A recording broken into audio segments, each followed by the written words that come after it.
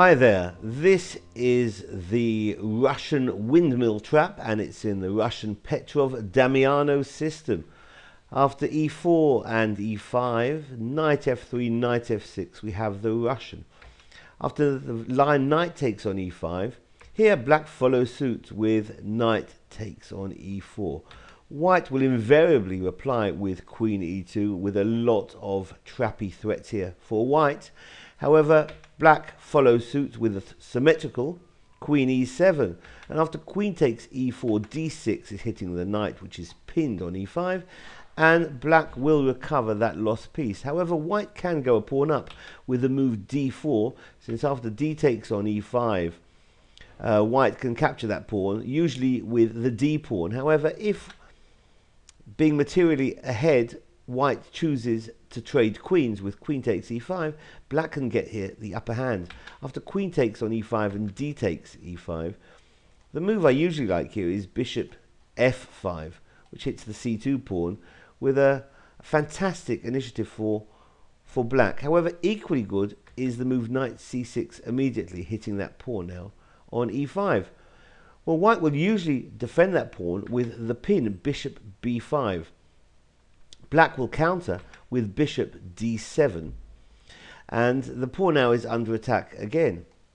So if white were to play f4, then black will get the pawn back with the thematic, I believe it's called in English, the rubber band technique, which is knight takes on e5, because if pawn takes on e5, then black is winning the bishop on b5.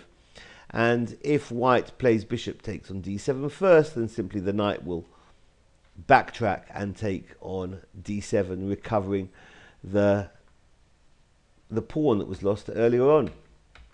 So white doesn't play f4 here.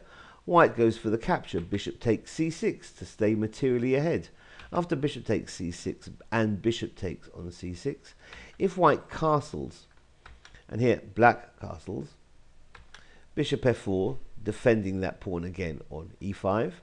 And here a fine move by black, g5, trying to drive away that bishop and offering up the pawn on g5. Well, here, bad news for white if he captures that pawn. This is a thematic theme in this opening here, the g5 gambit, if you like, because now rook g8 is hitting that bishop. The bishop can capture the rook on d8, or white could play f4 defending, but that will be met by h6. If white takes the rook on d8, it's basically game over. After a windmill type of theme, rook takes on g2. After the king has to go to h1, we got rook takes on f2, a discovered check, the bishop on c6 hitting the king, and after the king returns to its only square here, g1, then the rook goes back to g2 with another check, forcing the king back into the corner, and now the rook is going to withdraw somewhere along the g file, and that's going to be mate in 2.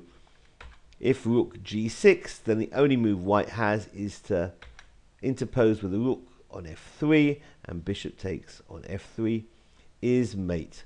So this has been the Russian windmill trap in the Damiano variation of the Russian Petrov. Thanks for watching. Bye-bye.